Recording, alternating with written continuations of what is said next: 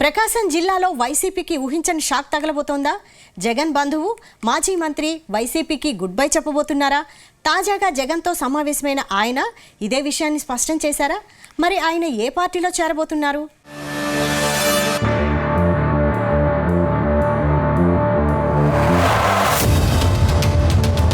ప్రకాశం జిల్లాలో వైసీపీకి భారీ షాక్ తగిలేలా కనిపిస్తోంది.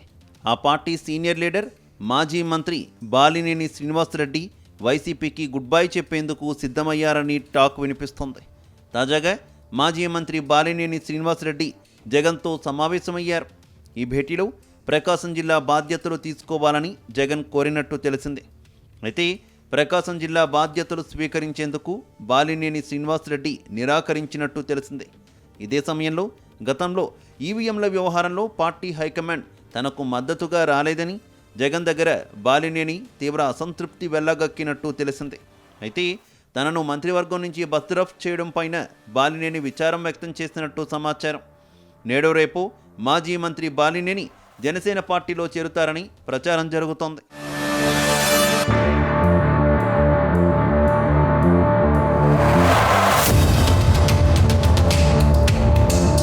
2012లో కాంగ్రెస్ ప్రభుత్వంలో మంత్రి పదవికి రాజీనామా చేశారు మాజీ మంత్రి బాలినేని శ్రీనివాసరెడ్డి.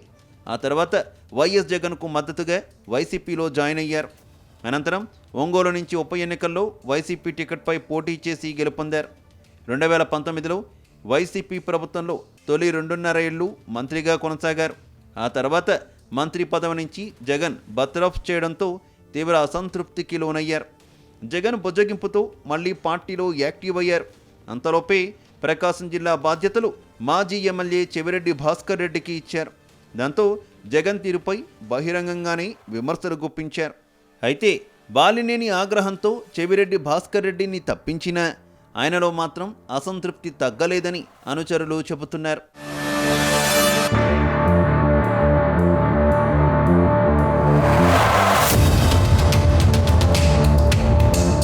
బాలినేని రాజీనామా చేశాక ఏ పార్టీలో చేరుతారు అనేది ఇప్పుడు హాట్ టాపిక్గా మారింది. ఆయన జనసేన పార్టీలో చేరతారని సమాచారం. జనసేన అధినేత పవన్ కళ్యాణ్తో బాలినేనికి సన్నిహిత సంబంధాలున్నాయి.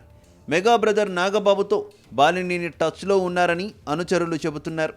ఇక టీడీపీ ఒంగోలు ఎమ్మెల్యే దామచర్ల జనార్దన్ రావుతో బాలినేనికి విభేదాలు ఉన్న నేపథ్యంలో ఆ పార్టీలోకి వెళ్లబోరని తెలుస్తోంది.